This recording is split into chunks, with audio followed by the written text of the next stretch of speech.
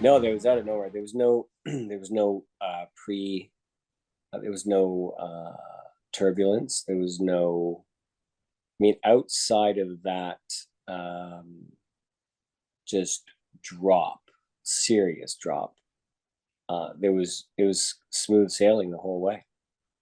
So when this happened, it was no one was ready for it. So no one was. Everyone was just walking around or doing what they do and stretching their legs if they want. And instantly, the plane kind of did a. I was sleeping at the time, and thank God I was strapped in. And when it dropped, I felt like a, kind of a massive sensation, but I didn't realize how volatile it was. My neighbor, who was in the seat two over from me, there was a gap in between us. As soon as I woke, I looked and he was on the ceiling. And I thought I was dreaming. Like I thought, oh, I just woke from a dream. And like I look up and he's full length, facing down, looking down at me. And I looked ahead and there's another guy in the ceiling and there's two people flying through the air, going across the aisles. And I was like, and then he fell straight from the ceiling down onto on the armrest and like hurt his ribs, and the other guy cut his arm pretty bad. Another guy hit his head through the plastic ceiling tiles. They broke, so you could see all the wires in the plane up above.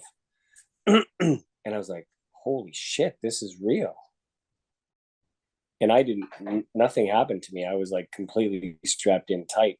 I had red wine all over me and all over the cabin and stuff. But other than that, I was like, what? And then people were screaming and shrieking and in pain and in fright. And I was like kind of looking around going, what? Because I thought, you immediately think there was something before this. Like you're thinking, what's going on?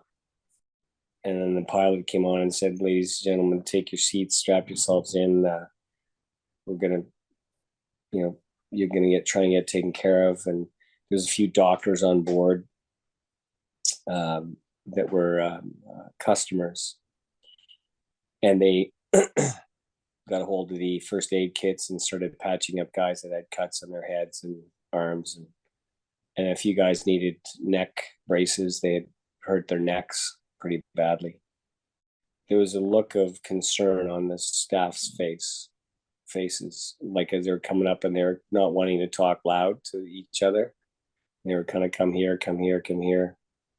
So yeah, we had 45 minutes before the plane landed, and there was not even another bump, not a thump, nothing. Like, because when it dropped and then the plane went like this, did a nosedive. And I just looked out the window and I said, all right, this is it, it's done, we're done. And then it straightened out instantly.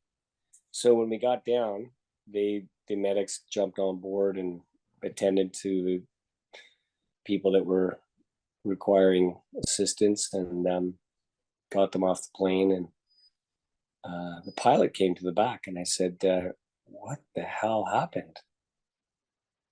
And he said, my instrument panel went black. It just cut out. And I was like, what? He went, yeah, it cut out for like 1-2 seconds and then it lit up again.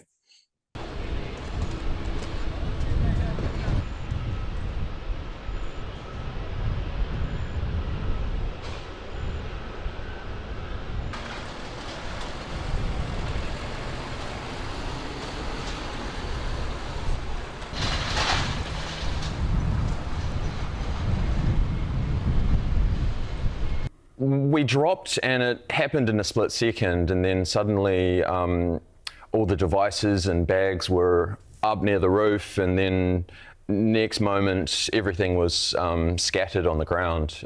It was people scared, screaming, crying, and lots of injuries.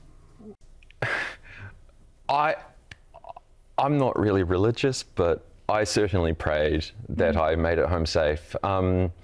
It was quite smooth sailing, but every now and then there was a jolt, and everybody kind of shook themselves. You know, it was very scary.